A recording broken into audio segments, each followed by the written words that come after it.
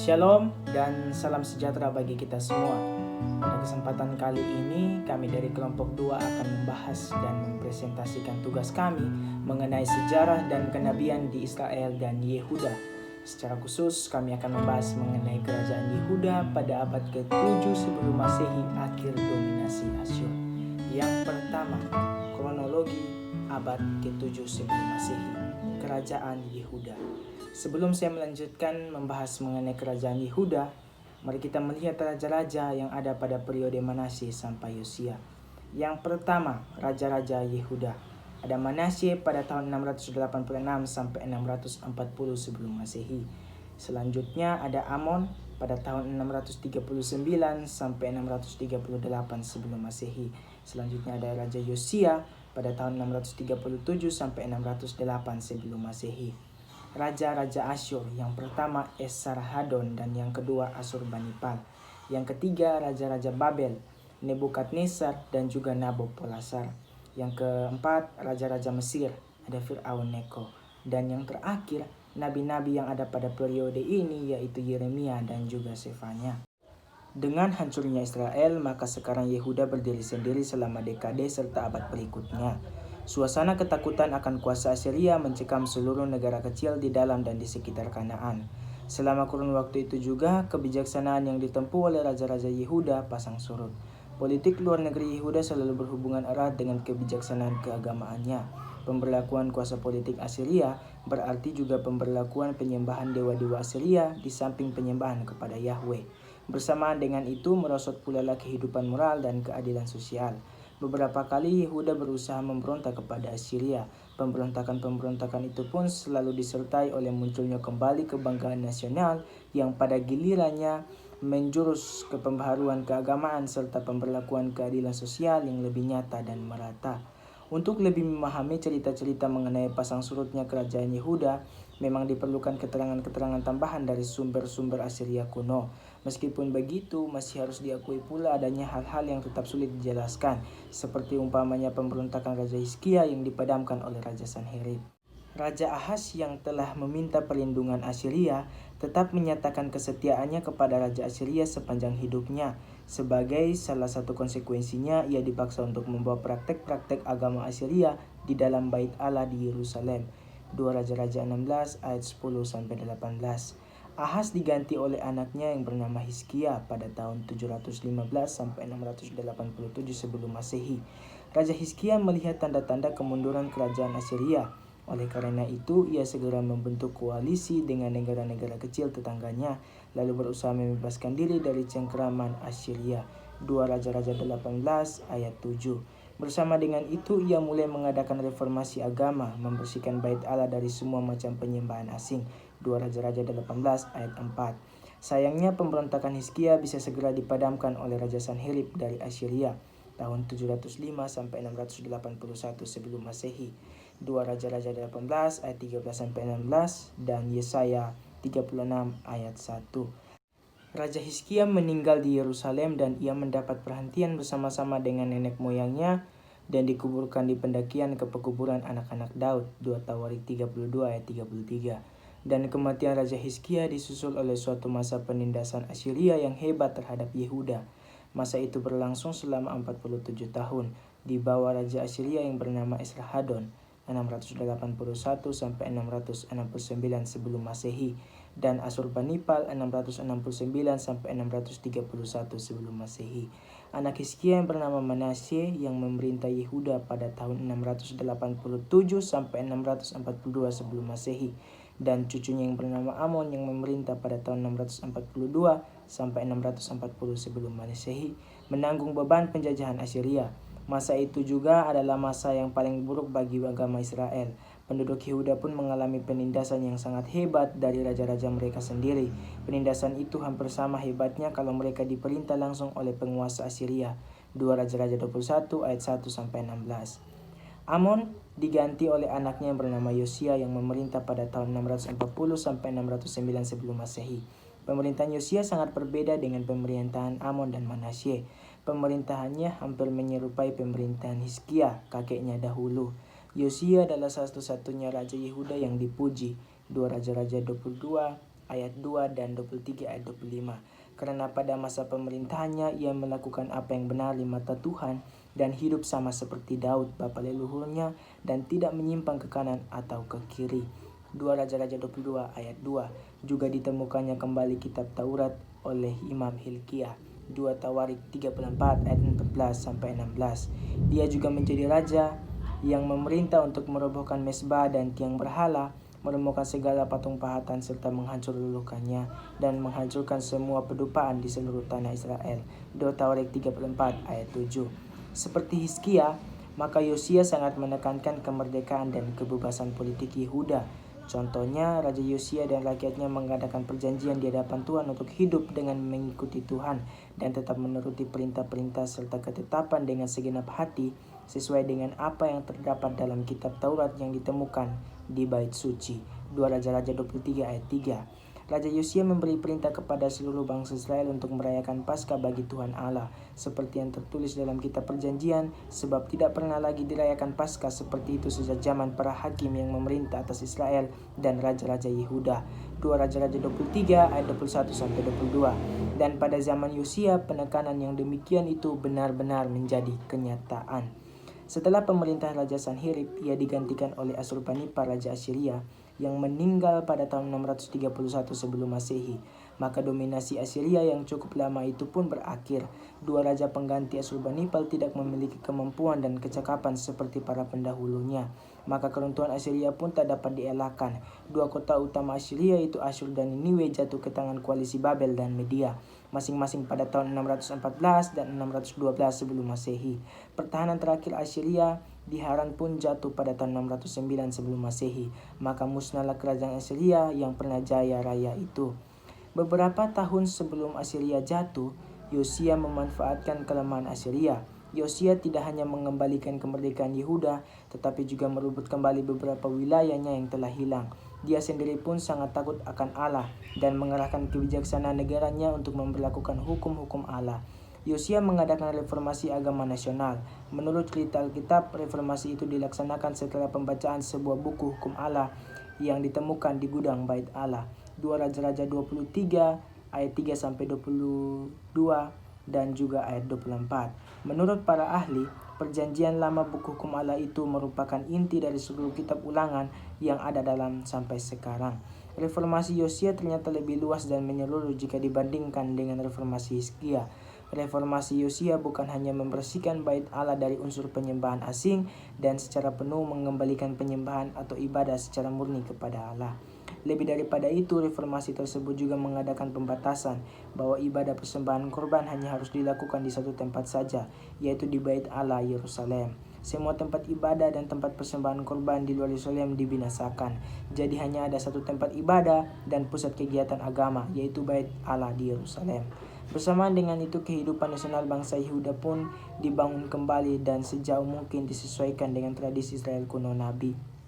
Nabi Yeremia pun menganggap Raja Yehuda sebagai seorang raja yang melakukan keadilan dan kebenaran serta mengadili perkara orang sengsara dan orang miskin dengan adil.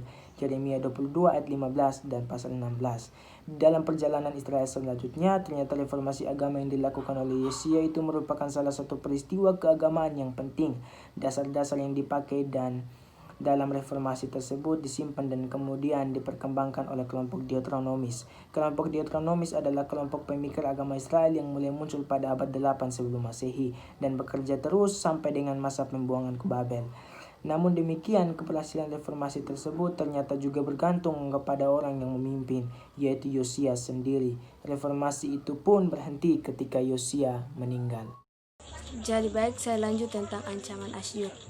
Ancaman Asyur dari pertama Okhar kira-kira 853 sebelum Masehi hingga jatuhnya Samaria kira-kira 721 sebelum Masehi. Ancaman serangan Asyur tidak pernah lepas dari pikiran orang Israel. Respon atau ancaman ini berlainan. Ahab memilih ke arah barat. Yehua memilih membayar upeti kepada Asyur dan meninggalkan Hazael sendirian. Tetapi Ancaman itu tetap ada walaupun tekanan langsung tidak selalu dirasakan. Kadang-kadang ada kesempatan yang memungkinkan Israel dan Aram atau Yehuda saling bertempur. Pada masa pemerintahan Yerobeam kira-kira 793 sampai 753 sebelum Masehi, Israel merasa agak lega karena Asyur berperang di tempat lain. Tetapi ancaman tersebut menjadi lebih berbahaya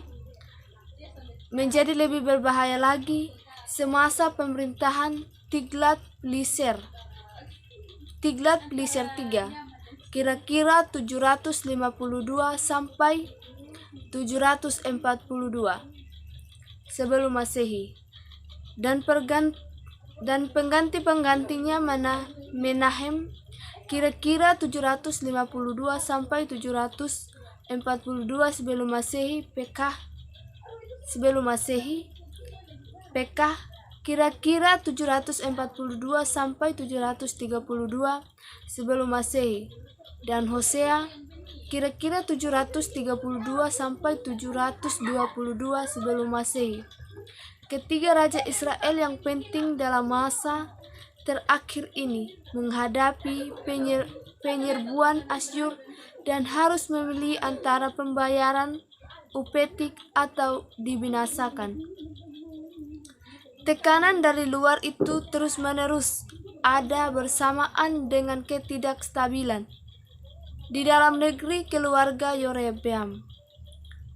Satu Baas dan Omri telah dibinasakan oleh pemberontakan, keluarga Yehua juga musnah, sebagaimana dibuatkan oleh Nabi Hosea 1 ayat 4. Pada waktu Sakharia kira-kira 753 sampai 752 sebelum Masehi, putra Yerobeam 2 dibunuh oleh Salum, 2 Raja-Raja 15 ayat 8 sampai 12, sebelum pada gilirannya dibunuh oleh Menahem yang begisi ayat 13 sampai 16. Hanya 1 bulan setelah ia naik tahtanya, kira-kira 752 sebelum Masehi, Menahem memerintah kurang lebih satu Darsawar, dan tempatnya ia meninggalkan secara wajar. Dialah satu-satunya dari ke-6 raja Israel yang terakhir yang mengalami kematian yang wajar.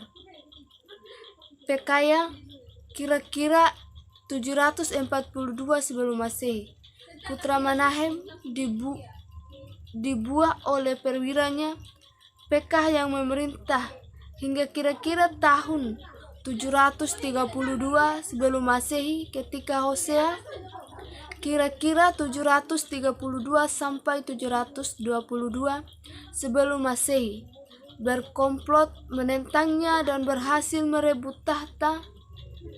Pola tipu daya dan kontrak tipu daya inilah yang membuat Nabi Hosea menulis, mereka semua sudah panas seperti dapur perapian dan memakan habis para hakim mereka semua. Raja-raja mereka sudah tewas. Tidak ada seorang di antara mereka yang berseru kepadaku. Pasal 7 ayat 17.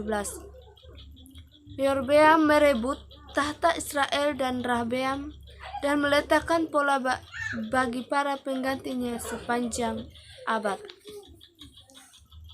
Ancaman Babel. Zaman keemasan Yehuda itu tidak berlangsung lama. Kehancuran Assyria segera disusul oleh munculnya kuasa besar yang lain. Seluruh wilayah Assyria kini jatuh ke tangan Babel dan Media. Nama kuno untuk Iran barat laut, daerah sebelah barat laut, Kaspia dan sebelah selatan, pegunungan Sagros. Sedangkan wilayah barat daya, yaitu wilayah Syria dan Kanaan, menjadi rebutan antara Babel dan Mesir. Menjelang Assyria jatuh, Mesir pun bangkit kembali. serta bermaksud mengembalikan kekuasaan dan memperluas wilayahnya. Mesir yang baru bangkit itu dipimpin oleh Firaun Neko II pada tahun 609 sampai 593. Setelah mengetahui bahwa musuh utamanya Babil, maka Neko pada tahun 609 sebelum Masehi menuju ke utara untuk membantu Asiria. Raja Yosia ternyata mempunyai anggapan yang keliru tentang gerakan Mesir itu. Yosia berusaha menghadang Neko yang melewati wilayah Kanaan. Maka pecahlah perang antara Neko dan Yosia di Megiddo. Yehuda kalah dan Yosia mati terbunuh. Yang terdapat dalam kitab 2 Raja-Raja pasal 23 ayat yang ke-29.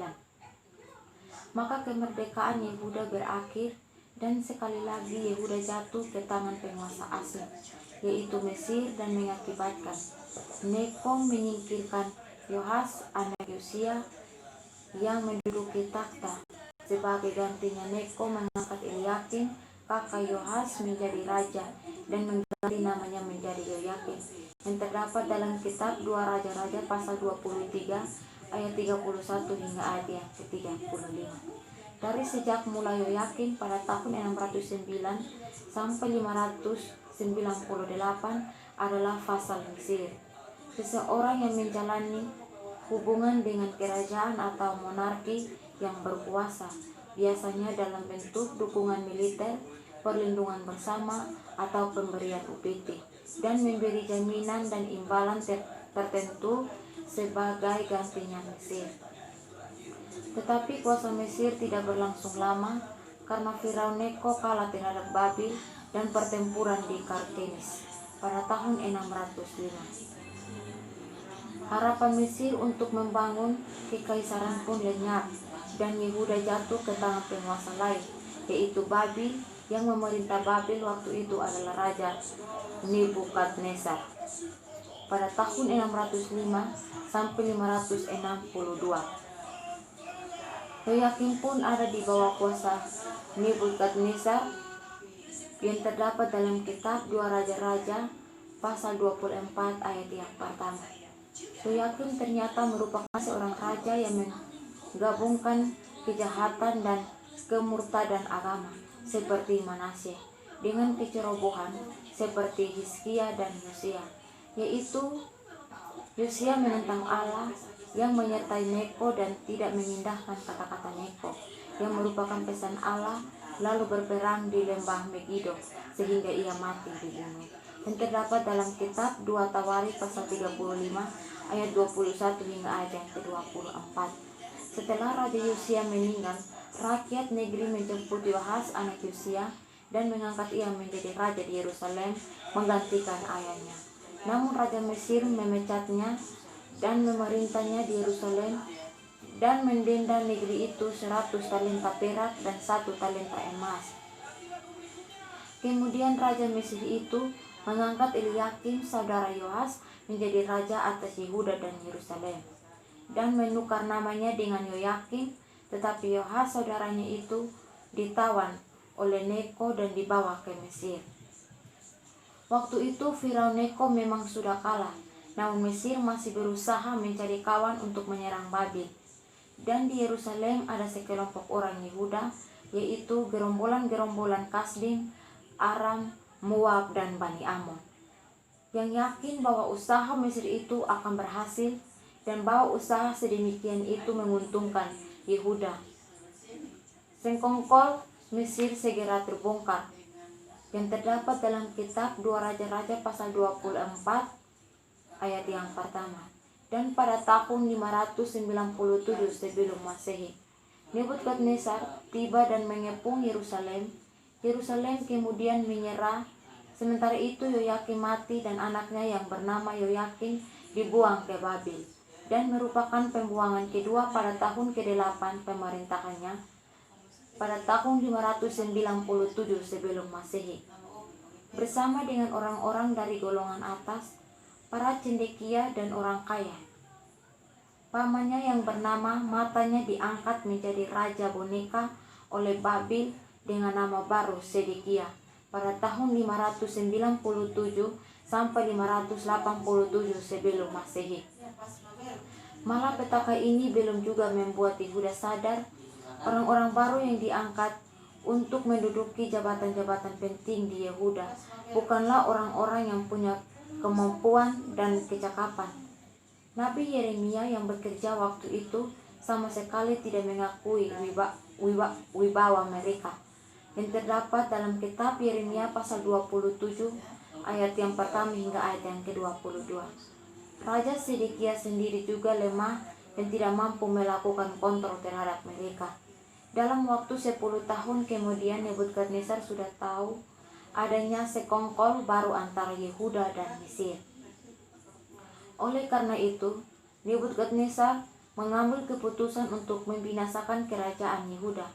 Maka pada tahun 588 sebelum Masehi, Babil menyerbu Yehuda, seluruh negeri Yehuda di bumi hanguskan dan kota-kotanya dihancurkan. Pada tahun 587 sebelum Masehi, Yerusalem diserbu dan dihancurkan, bait Allah pun ikut dihancurkan. Raja Sedekia sendiri dipaksa menyaksikan pelaksanaan hukuman mati terhadap anaknya.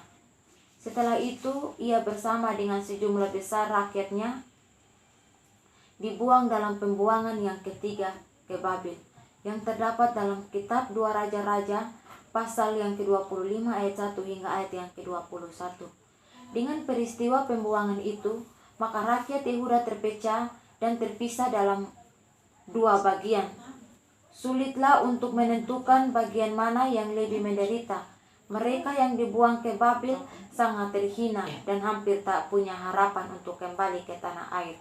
Sedangkan mereka yang tetap tinggal di Yehuda mengalami kesengsaraan. Sawah, ladang, dan rumah hancur. Mereka menjadi sasaran binatang buas tanpa perlindungan, sakit, dan kelaparan. Mereka pun jadi sasaran pembalasan Edom yang selama ini dijajah oleh Yehuda. Dengan demikian, maka berakhirlah sejarah kerajaan Yehuda.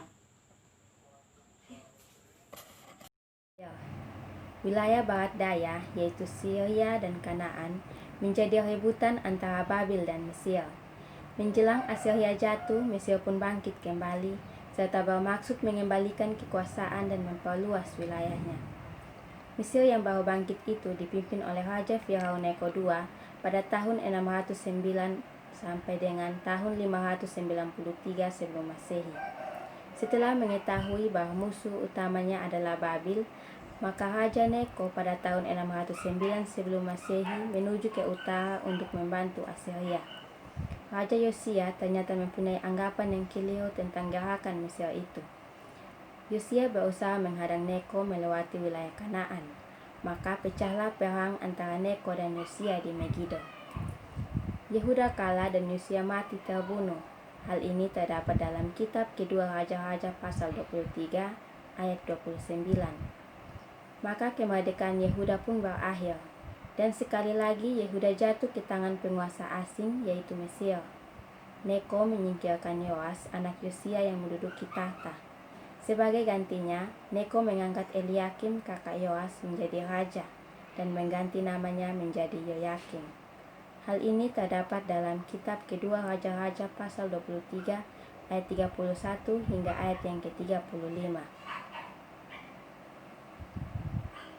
Harapan Mesir untuk membangun kekaisaran pun lenyap, dan Yehuda jatuh ke tangan penguasa lain, yaitu Babil. Yang memerintah Babil itu adalah Nebukadnezar pada tahun 605 hingga tahun 562. Yoyakim pun ada di bawah Raja Nebukadnezar. Hal ini terdapat dalam kitab kedua Raja-Raja pasal 24 ayat 1. Yoyakim ternyata merupakan seorang raja yang menggabungkan kejahatan dan kemurtadan agama seperti Manasye dengan kecerobohan seperti Hizkia dan Yosia. Waktu itu Raja Firaun Neko memang sudah kalah, namun Mesir masih berusaha mencari kawan untuk menyerang Babil. Dan di Yerusalem ada sekelompok orang Yehuda yang yakin bahwa usaha Mesir itu akan berhasil dan bahwa usaha sedemikian itu menguntungkan Yehuda. Sekongkol Mesir itu segera terbongkar. Hal ini terdapat dalam kitab Kedua Raja-Raja pasal 24 ayat 1.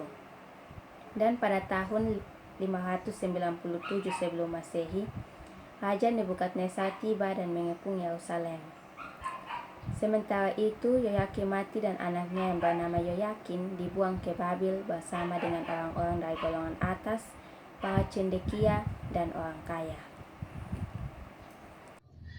Periode Manase. Manase adalah anak dari Raja Hizkia dan Hesba. Ia adalah Raja Yehuda yang memerintah paling lama di antara semua keturunan Daud. Yakni ia memulai pemerintah di Yerusalem pada usia 12 tahun dan memerintah selama 55 tahun, mulai dari tahun 696 sampai 642 sebelum Masehi. Terdapat dalam kitab 2 Raja-Raja pasal 21 ayat 1 dan kitab 2 Tawarikh pasal 33 ayat 1.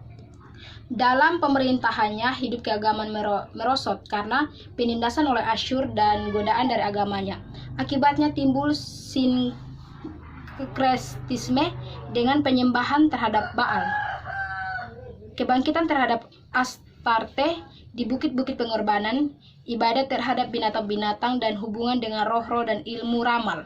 Pemerintahannya yang cukup lama ditandai dengan banyak pertumpahan darah, dengan terkenal buruknya karena mendirikan mezbah yang terlarang di pelataran bait suci dan mempersembahkan anaknya sebagai korban dalam api di lembah Ben Hinnom.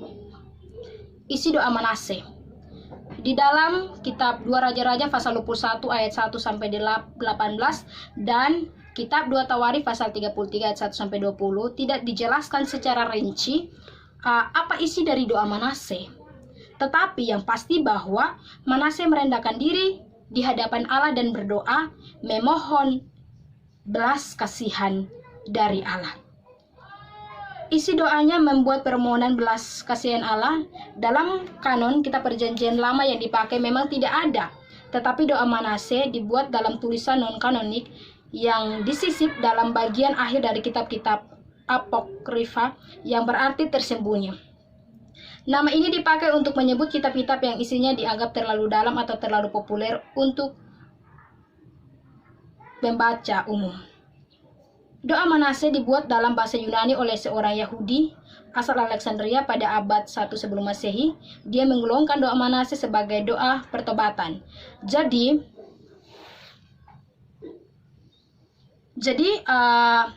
istilahnya, waktu proses kanonisasi, gereja tidak memakai bagian ini dalam kanon, sehingga catatan doa Manase ini tidak terdapat. Padahal sebenarnya dulu itu doa Manase ini dipakai. Oleh karena kitab apokrif hanya terdapat dalam beberapa naskah Perjanjian Lama, khususnya dalam Perjanjian Lama terjemahan Yunani, itu berarti bahwa Perjanjian Lama Yunani lebih besar dari Perjanjian Lama Ibrani. Pada umumnya gereja Katolik Roma mengikuti kanon Yunani, sedangkan gereja-gereja Protestan kanon Ibrani. Jadi kitab apokrif adalah kitab-kitab yang tidak diakui oleh gereja-gereja Protestan sebagai kanonik. Berikut ini adalah isi doa Manase. Anaginoskomena yang diterjemahkan oleh Daniel F.S. Ya Tuhan semesta alam, Allah dari nenek moyang kami, Allah Abraham, Allah Ishak dan Allah Yakub, dan Allah dari keturunan mereka yang benar. Engkaulah yang menciptakan langit dan bumi dengan segala ketentuannya, yang membelenggu laut oleh perintah sabdamu, yang membatasi kedalaman dan memateraikannya dengan namamu yang teramat mulia. Yang kepadanya segala sesuatu merasa takut dan getar kepada kuasamu, sebab kemegahan kemuliaan tidak dapat dilahirkan, dan murkamu mengancam para pendosa selamanya. Kendati tak terukur dan tak terkejar janji kemurahanmu, sebab engkau adalah yang maha tinggi, yang sangat belas kasihan dan berkemurahan atas kesengsaraan yang panjang, serta engkau berbelas kasihan kepada sengsara manusia. Ya Tuhan, menurut kebaikanmu yang besar, engkau telah menjanjikan pertobatan dan pengampunan pada mereka yang telah berdosa kepadamu, dan dalam kelimpahan kemurahanmu engkau menentukan pertobatan bagi pendosa sehingga mereka dapat diselamatkan. Oleh karenamu ya Tuhan Allah dari kebenaran tidak menentukan pertobatan bagi orang benar, bagi Abraham dan Ishak serta Yakub yang tidak melakukan dosa terhadapmu, namun engkau telah menentukan pertobatan bagiku, yang mana aku adalah seorang pendosa. Sebab dosa-dosaku yang telah kuperbuat lebih banyak dari pasir di pantai. Pelanggaranku melimpah, ya Tuhan. Itu semua telah melimpah. Aku tidak layak untuk melihat ke atas dan memandang ketinggian sorga karena kelimpahan keselamatanku. Aku terbebani dengan belenggu besi sehingga aku tertolak karena dosa-dosaku. Dan aku tidak mendapatkan pembebasan sebab aku telah membagikan murkamu dan telah melakukan yang jahat di pandanganmu, membuat banyak hal yang dibenci dan menyerang. Dan sekarang aku menekuk lutut hatiku memohon dengan sangat kepadamu, kepada kebaikanmu. Aku telah berdosa, ya Tuhan, aku telah berdosa, dan aku mengakui pelanggaran-pelanggaranku. Aku bersungguh-sungguh memohon dengan sangat kepadamu, ampunilah aku, ya Tuhan, ampunilah aku. Janganlah hancurkan aku dengan pelanggaran-pelanggaranku. Janganlah menghukumku pada kedalaman dari bumi, sebab Engkau, ya Tuhan, adalah Allah bagi mereka yang bertobat. Dan di dalamku Engkau akan memunculkan kebaikanmu, sebab aku tidak layak sebagaimana aku ada. Engkau akan menyelamatkanku menurut kemurahanmu yang besar, dan aku akan memujimu terus-menerus sepanjang hari-hari hidupku. Sebab segala yang ada di surga menyanyikan pujian bagimu dan bagi kemuliaanmu selama-lamanya. Amin. Berikut ini adalah struktur doa Manase. Yang pertama, adotrikion, karena dimulai dengan ia menyapa Tuhan semesta alam, Allah dari nenek moyang kami, Allah Abraham, Allah Ishak, dan Allah Yakub. Confession,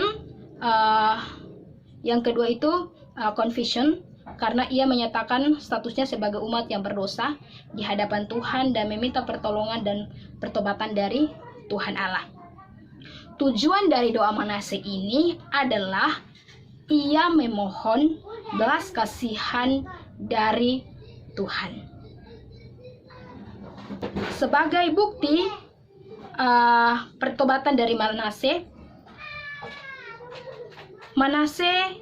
menjauhkan Allah-Allah asing dan berhala dari rumah Tuhan, juga segala mezbah yang didirikannya di atas gunung rumah Tuhan dan di Yerusalem, dan membuangnya keluar kota. Terdapat dalam kitab 2 Tawarik pasal 35 ayat 15. Yang berikutnya tentang penilaian sejarah Deuteronomis. Dalam penilaian sejarah Deuteronomis ini memakai versi DTR2 yang ditulis pada masa pembuangan. Raja Manase mengikuti Raja Ahaz kakaknya dan menantang kebijakan Hizkia ayahnya. Manase melakukan hal yang sama dengan Ahaz dengan mengorbankan anaknya dalam api bagi dewa Molok. Menurut Kors, DTR2 ini mengklaim bahwa kejatuhan Yehuda ini disebabkan oleh dosa-dosa Manase dan kejatuhan Samaria yang disebabkan oleh dosa-dosa Yerobeam. Manase dikenal sebagai raja yang sangat murad karena ia mendirikan kembali bukit-bukit pengorbanan dan membangun mezbah-mezbah untuk Baal, serta membuat patung Asyir dengan sujud menyembah kepadanya. Terambil dalam kitab 2 Raja-Raja pasal 21 ayat 3 dan 7.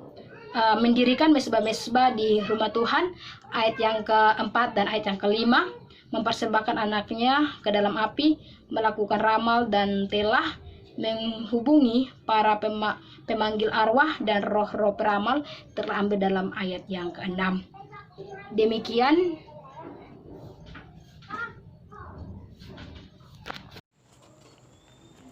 kepemimpinan dan keberhasilan Raja Yosia. Raja Yosia naik takhta pada umur 8 tahun, sekitar tahun 639 sampai 608 sebelum Masehi. Dan 31 tahun ia memerintah di Yerusalem. Selama masa kepemimpinannya, ia melakukan apa yang benar di mata Tuhan. hidup sama seperti Daud, bapa leluhurnya, dan tidak menyimpang ke kanan atau ke kiri. Raja Yosia menggantikan ayahnya yaitu Raja Amon. Ia naik takhta karena harus menggantikan ayahnya yang dibunuh. Raja Yosia memusatkan pemerintahan pada reformasi agama secara menyeluruh yang dia lancarkan sendiri, dan puncak reformasi itu dicapai pada tahun ke-18 pemerintahannya. Waktu kitab Taurat ditemukan oleh Hilkia, imam besar di Bait Suci, tetapi sebenarnya reformasi itu sudah dimulai tahun 10 tahun sebelumnya. Kebijakan politiknya, ia memberhentikan para imam dewa asing yang telah diangkat oleh raja-raja Yehuda untuk membakar korban di bukit pengorbanan, di kota-kota Yehuda, dan di sekitar Yerusalem. Juga orang-orang yang membakar korban untuk Baal, untuk dewa matahari, untuk dewa bulan, untuk rasi-rasi bintang, dan untuk segenap tentara langit. Kebijakan keagamaan yang dibuatnya adalah sesudah itu raja menyuruh orang mengumpulkan semua tua-tua Yehuda dan Yerusalem. Kemudian pergilah raja ke rumah Tuhan, dan bersama-sama dia semua orang Yehuda dan semua penduduk Yerusalem, para imam, para nabi, dan seluruh orang awam, dari yang kecil sampai yang besar. Dengan didengar mereka, ia membacakan segala perkataan dari kitab perjanjian yang ditemukan di rumah Tuhan itu. Sesudah itu berdirilah raja dekat yang diadakannya lah perjanjian di hadapan Tuhan untuk hidup dengan mengikuti Tuhan dan tetap menuruti perintah-perintahnya. Peraturan-peraturannya dan ketetapan-ketetapannya dengan segenap hati dan dengan segenap jiwa, dan untuk menepati perkataan perjanjian yang tertulis dalam kitab itu. Ia menyuruh Safan bin Asalia dan Maasea serta Yoa bin Yohas untuk memperbaiki rumah Tuhan Allahnya.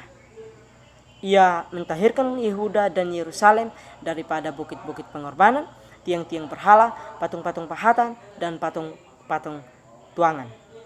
Mesbah-mesbah para Baal dirobohkan di hadapannya.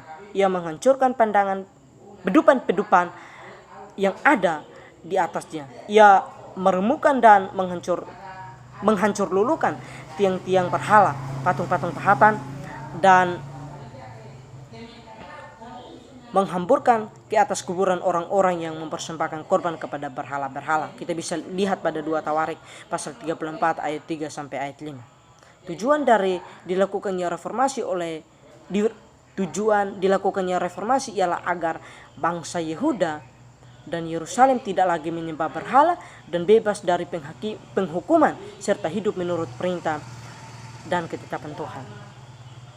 Selama masa kepemimpinan Raja Yosia berhasil melakukan reformasi hal keagamaan pada tahun ke-8 pemerintahannya. Ia sendiri secara pribadi meninggalkan agama yang sudah menyimpang dan bersifat politeisme yang dianut kedua pemerintahan yang terdahului, Amon dan Manasye. Pada tahun yang ke-12 pemerintahannya, reformasi keagamaan ini mendapat dukungan-dukungan lebih luas sampai kepada Yerusalem dan daerah-daerah lain. Dalam melakukan reformasi ini, Raja Yosia tidak hanya memusnahkan bukit-bukit pengorbanan Bamot di wilayah Yehuda dan Benyamin seperti yang didirikan oleh Salomo. Itu kita bisa lihat pada 1 Raja-Raja pasal 11 ayat 7, Yesaya pasal 16 dan pasal 12, dan Yeremia pasal 8 ayat 35. Tetapi ia juga menjangkau wilayah Efraim dan Naftali di Galilea. Ia menghancurkan semua peranti dan sarana ibadah kafir. Secara khusus ia menggenapi nubuat mengenai penghancuran bukit pengorbanan di Betel, di mana pertama kalinya Yerobeam bin Nebat memperkenalkan hal-hal baru dalam hidup keagamaan. Itu kita bisa lihat pada 2 Raja-Raja pasal 23 ayat 15 sampai ayat 18, 2 Raja-Raja pasal 12 ayat 2. Kebijakan Yosia selanjutnya adalah pemberlakuan perayaan Paskah, 2 Raja-Raja pasal 35 ayat 18. Alasannya adalah karena Paskah semacam itu tidak pernah lagi dirayakan di Israel sejak Nabi Samuel. seorang pun di antara raja-raja orang Israel tidak pernah merayakan Paskah seperti yang dirayakan Yosia dengan para imam dan orang-orang Lewi, dengan seluruh orang-orang Yehuda, Israel yang dapat hadir, dan dengan penduduk Yerusalem. Itu kita bisa lihat pada 2 Tawarik pasal 35 ayat 18.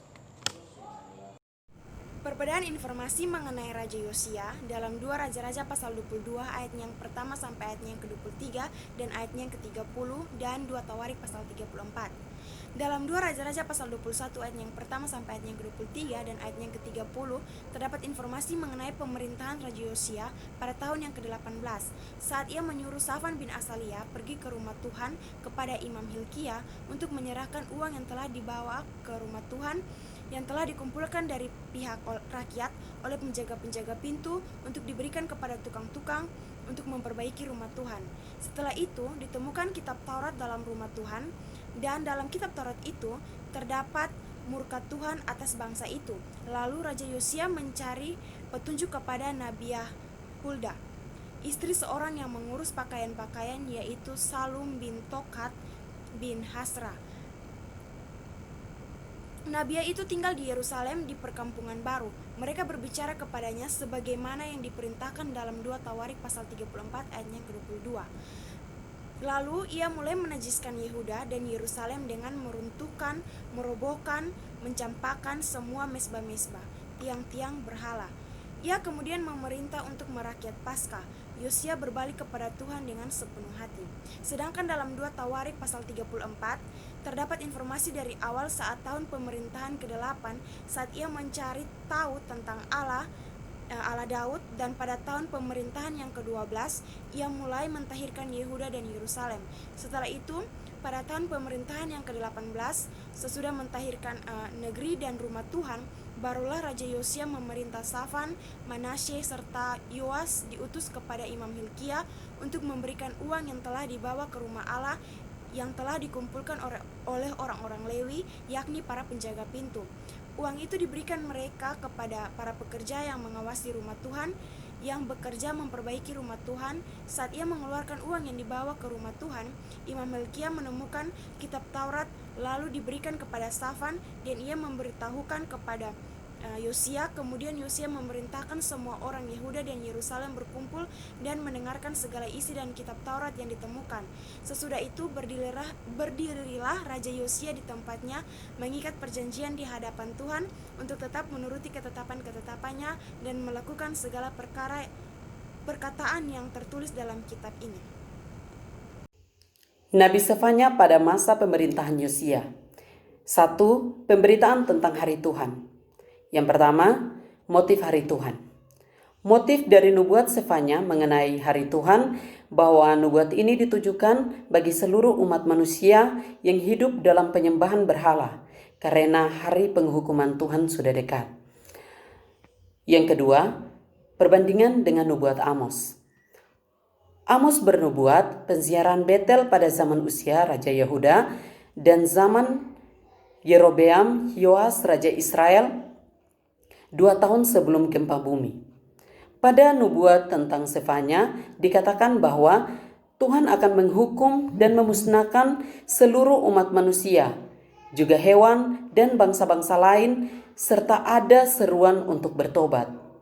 Tetapi pada nubuat Amos berisi tentang penghukuman atas bangsa-bangsa lain, sampai pada keturunan bangsa Israel, dan Tuhan tidak akan menarik kembali keputusannya, oleh karena mereka telah menolak hukum Tuhan dan tidak berpegang pada ketetapan-ketetapannya. 2. Mengapa penghakiman dan hukuman atas Israel? Karena kemurtatan yang dilakukan oleh pemerintahan Raja Manasye dan Amon, serta bangsa Yerusalem yang menyimpang dari perintah dan ketetapan-ketetapan Tuhan dan menyembah berhala-berhala serta membuat patung-patung Baal. Juga karena 3 perbuatan jahat Damsyik, bahkan 4, karena 3 perbuatan Tirus, bahkan 4, karena 3 perbuatan Edom, bahkan 4, karena 3 perbuatan jahat Bani Amon, bahkan 4, dan 3 perbuatan jahat Moab, bahkan 4. 2. Mengapa ada penghakiman dan hukuman atas Yerusalem? Karena kemurtadan yang dilakukan oleh pemerintah Raja Manasye dan Amon serta bangsa Yerusalem yang menyimpang dari perintah dan ketetapan-ketetapan Tuhan dan menyembah berhala-berhala serta membuat patung-patung Baal. Juga karena 3 perbuatan jahat Damsyik, bahkan 4, itu dalam Amos yang pertama ayat yang ketiga. Karena 3 perbuatan Tirus, bahkan 4, Amos yang pertama ayat yang ke-9. Karena 3 perbuatan Edom, bahkan 4, dalam Amos yang pertama ayat yang ke-11. Karena 3 perbuatan jahat Bani Amon, bahkan 4, dalam Amos pasal 1 ayat yang ke-13. Dan karena 3 perbuatan jahat Moab, bahkan 4, dalam Amos pasal yang kedua ayat yang pertama. Yang ketiga, satu pesan pengharapan. Tuhan tidak hanya menghukum bangsa Israel, tetapi juga memulihkan mereka. Setelah bangsa-bangsa itu dihukum, mereka akan memanggil Tuhan dengan bibir yang bersih dan melayani Dia dengan bersemangat. Ayat yang ke-8 hingga ayat yang 10.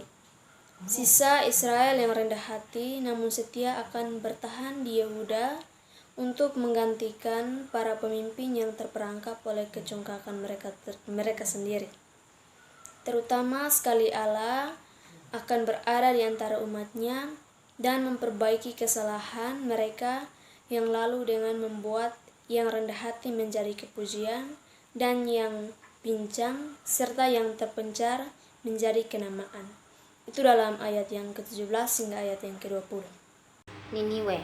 Niniwe merupakan kota terkemuka dan ibu kota terakhir Asyur. Puing-puingnya ditandai oleh tumpukan-tumpukan yang disebut Kuyuncik dan Nabi Yunus yang pada sungai Tigris di sebelah Mosul, Irak. Menurut Kejadian 10 ayat yang 11, Niniwe dan kota-kota lain di utara didirikan oleh Nimrod atau Asyur sesudah meninggalkan Babel. Penggalian di kedalaman 25 meter sampai pada tanah yang masih dalam bentuk asli memperlihatkan bahwa situasi ini telah dihuni sejak zaman prasejarah, kira-kira 4.500 sebelum Masehi. Pada puncak kemakmurannya, Niniwe dikelilingi oleh tembok dalam, panjangnya kira-kira 12 km. Di dalam tembok itu menurut penyelidikan Felix Jones pada tahun 1834 dapat tinggal 175.000 orang. Penduduk kota besar ini dikatakan dalam kitab Yunus pasal yang pertama ayat yang kedua dan pasal yang ketiga ayat yang kedua, jumlahnya 120.000 jiwa yang tidak mengetahui baik dan yang jahat. Angka ini cocok dengan 69.574 penduduk Nimrud pada tahun 879 sebelum Masehi, kota yang luasnya kurang dari setengah Niniwe. Luas kota Niniwe memerlukan 3 hari perjalanan. Kita bisa lihat dalam Yunus 3 ayatnya yang ketiga. Mungkin meliputi wilayah administratif Niniwe itu yang kira-kira 70 km luasnya. Yang kedua, isi nubuat Nahum yang bernubuat pada masa 2 peristiwa, yakni jatuhnya kota Tebe ke tangan pasukan Asyur di bawah pimpinan Asyurbanipal pada tahun 663 sebelum Masehi. Itu Nahum pasal 3 ayatnya ke-8 sampai ke-10. Dan hancurnya kota besar Niniwe pada tahun 612 sebelum Masehi. Nahum pasal 1 ayatnya yang ke-1, Nahum pasal 2 ayatnya yang ke-8 dan Nahum pasal 3 ayatnya yang ke-7. Nubuat Nahum berpusat pada penghancuran Niniwe di mana memakai sekurang-kurangnya 2 kiasan panjang, yakni yang pertama, Niniwe disamakan dengan tempat persembunyian di mana singa betina dan anak-anaknya mondar-mandir dengan gelisah sementara menunggu singa jantan pulang dengan mangsanya. Kita bisa lihat dalam Nahum pasal 2 ayat 11 hingga ayat yang ke-12.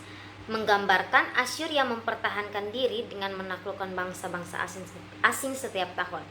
Yang kedua, Niniwe bukan lagi pelacur cantik yang menggoda bangsa-bangsa menuju kehancuran. Niniwe sekarang menjadi tontonan dunia, ketelanjangannya tidak tertutupi. Ia dilempari sampah oleh orang-orang yang lewat dan tak seorang pun mempedulikannya.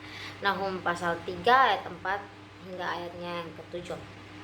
Sejarah relasi antara Niniwe dan Yehuda di balik nubuat ini ialah kedua bangsa ini berada dalam penindasan dan penderitaan sehingga Nabi Nahum datang dan bernubuat dan memberitahukan tentang Allah serta mengajarkan bangsa Yehuda dan Niniwe. Juga kehadiran Nabi Nahum membawa ketentraman bagi bangsa Yehuda dan Niniwe. Mengapa Niniwe dihakimi? Niniwe dihakimi karena hidup dengan kekejaman, kejahatan, dan kekejian mereka dalam penyembahan berhala, seperti yang dikatakan dalam kitab Nahum pasal 3 yang menjelaskan bahwa Niniwe merupakan kota penumpahan darah dan persundalan. Apa pesan buku ini bagi bangsa Israel dan Yehuda? Pesan bagi bangsa Israel dan Yehuda bahwa Tuhan akan menjatuhkan dan memberikan hukuman kepada bangsa yang hidup dalam penyembahan berhala, seperti yang dikatakan dalam kitab Nahum 1 ayat 3 bahwa Tuhan panjang sabar dan besar kuasa, tetapi Ia tidak sekali-kali membebaskan dari hukuman orang yang bersalah. Ia berjalan dalam puting beliung dan badai, dan awan adalah debu kakinya. Sekian presentasi dari kelompok kami, Bama kelompok 2. Terima kasih. Shalom.